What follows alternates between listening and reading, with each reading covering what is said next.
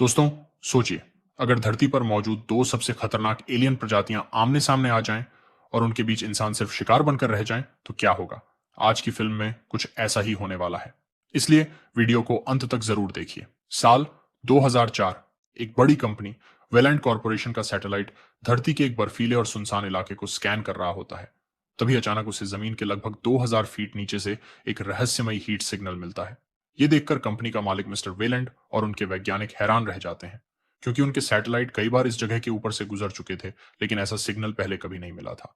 जांच करने पर पता चलता है कि जमीन के नीचे एक विशाल प्राचीन पिरामिड छिपा हुआ है।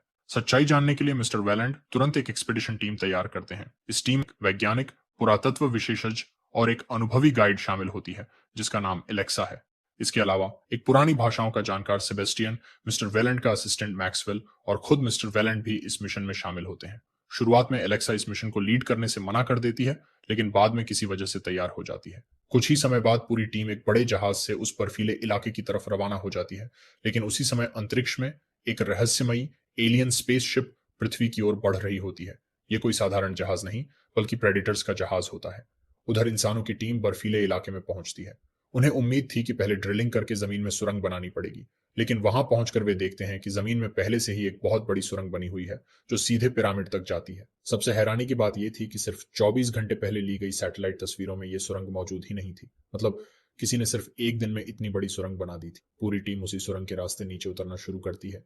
पिरामिड के अंदर पहुंचते ही वे दीवारों पर बनी अजीबोगरीब प्राचीन चित्रकारी देखते हैं। सेबेस्टियन वहां लिखी एक पुरानी भाषा को पढ़ता है, जिसमें लिखा होता है, इस पिरामिड में केवल चुने हुए लोग ही प्रवेश कर सकते हैं। लेकिन टीम इस चेतावनी को गंभीरता से नहीं लेती और आगे बढ़ जाती है।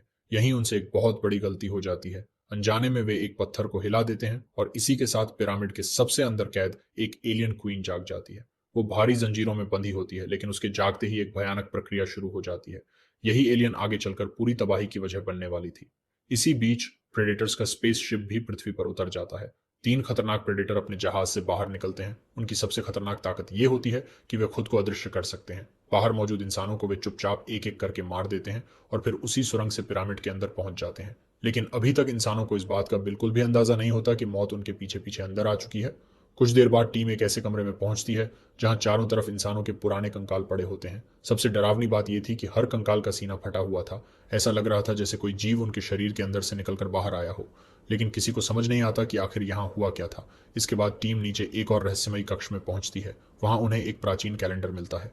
सेबेस्टियन समझ जाता है कि यह कैलेंडर हर 100 साल में एक बार सक्रिय होता है। जैसे ही वो आज की तारीख सेट करता है, दीवार खुल जाती है और उसके अंदर से एक चमकदार हथियार बाहर निकल आता है। ये दरअसल प्रेडेटर का प्लाज्मा वेपन था। मैक्सवेल लालच में आकर उसे उठा लेता है, लेकिन जैसे ही वह हथियार हाथ में लेता है, पूरा पिरामिड सक्रिय हो जाता है। विशाल पत्थर के दरवाजे बंद होने लगते हैं।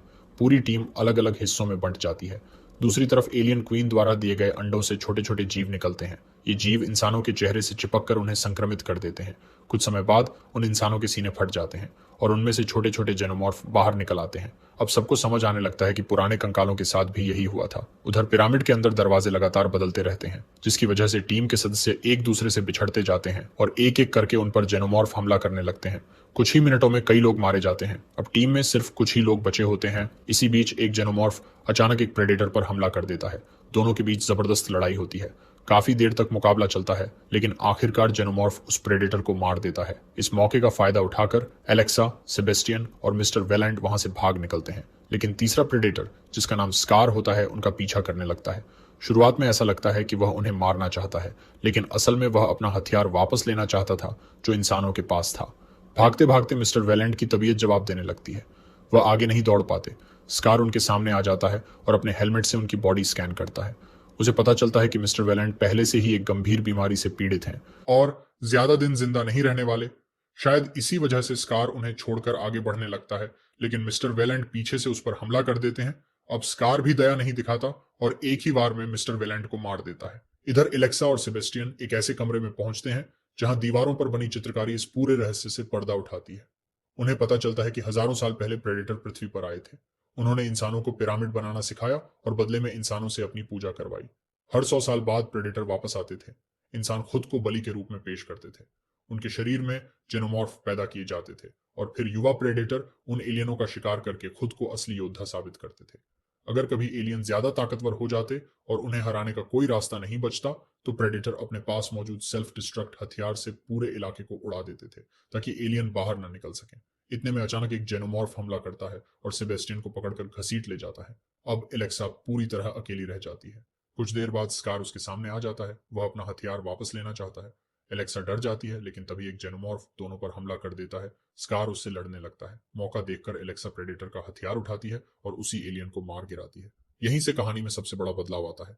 स्कार समझ जाता है कि एलेक्सा दुश्मन नहीं बल्कि उसकी साथी बन सकती है। वह एलियन के खून से एलेक्सा के लिए एक ढाल और भाला तैयार करता है। अब इंसान और प्रेडेटर पहली बार एक ही टीम में आ जाते हैं, लेकिन तभी उन्हें एक ऐसा कमरा मिलता है जहां एलियन क्वीन के सैकड़ों अंडे फूटने वाले होते हैं। स्कार तुरंत फैसला करता है कि अगर इन्हें अभी नहीं रोका गया तो पूरी दुनिया खतरे में पड़ जाएगी। वह अपना सेल्फ डिस्ट्रक्ट डिवाइस वहीं एक्टिव कर देता है। अब उनके पास वहां से निकलने के लिए बहुत कम समय बचा था। दोनों तेजी से भागते हैं और आखिरकार पिरामिड से बाहर निकल आते हैं। कुछ ही सेकंड बाद जमीन के नीचे जोरदार धमाका होता है। पूरा पिरामिड बर्फ के नीचे दब जाता है। ऐसा लगता है कि अब सब खत्म हो चुका है, लेकिन असली खतरा अभी बाकी था। एलियन क्वीन जिंदा बच जाती है और बर्फ तोड़ते हुए बाहर निकल आती है। स्कार पूरी ताकत से उससे लड़ता है, लेकिन क्वीन उससे कहीं ज्यादा ताकतवर होती है। वह अपनी लंबी पूंछ से स्कार को गंभीर रूप से घायल कर देती है। अब एलेक्सा भी उसकी पकड़ में आने वाली होती है। वह भागते भागते एक बड़े पानी के टैंक के पास पहुंच जाती है। उसी समय घायल होने के बावजूद स्कार आखिरी बार हिम्मत जुटाता है और क्वीन पर हमला कर देता है। एलेक्सा भी उसकी मदद करती है।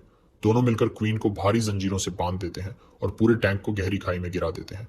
क्वीन समुद्र की गहराई में हमेशा के लिए डूब जाती है, लेकिन इस लड़ाई में स्कार बहुत बुरी तरह घायल हो चुका था। कुछ ही पलों बाद वह एलेक्सा के सामने दम तोड़ देता है। थोड़ी देर बाद आसमान से एक और प्रेडेटर जहाज उतरता है। उसमें से कई अनुभवी प्रेडेटर बाहर आते हैं। वे स्कार की बहादुरी का सम्मान करते हुए उसकी बॉडी अपने साथ ले जाते हैं। जाने से पहले उनका लीडर एलेक्सा को सम्मान के रूप में एक खास प्रेडेटर हथियार देता है। अब एलेक्सा अकेली इंसान होती है जो इस पूरी भयानक घटना से जिंदा बची होती है, लेकिन फिल्म यहीं खत्म नहीं होती। जब प्रेडेटर अपने जहाज में स्कार की बॉडी लेकर जा रहे होते हैं, तभी अचानक स्कार के सीने को अंदर से कुछ फाड़ देता है और उसके शरीर से एक नया जीव जन्म लेता है। ये ना पूरी तरह प्रेडेटर था और ना ही पूरी तरह जेनोमॉर्फ। ये दोनों का खतरनाक हाइब्रिड यानी प्रेडेलियन था। यहीं पर फिल्म खत्म होती है और अगले पार्ट की कहानी की शुरुआत हो जाती है। अगर आपको ये एक्सप्लेनेशन पसंद आया हो तो वीडियो को लाइक करें, चैनल को सब्सक्राइब करें और बेल आइकन जरूर दबाएं। मिलते हैं अगली मूवी एक्सप्लेनेशन में।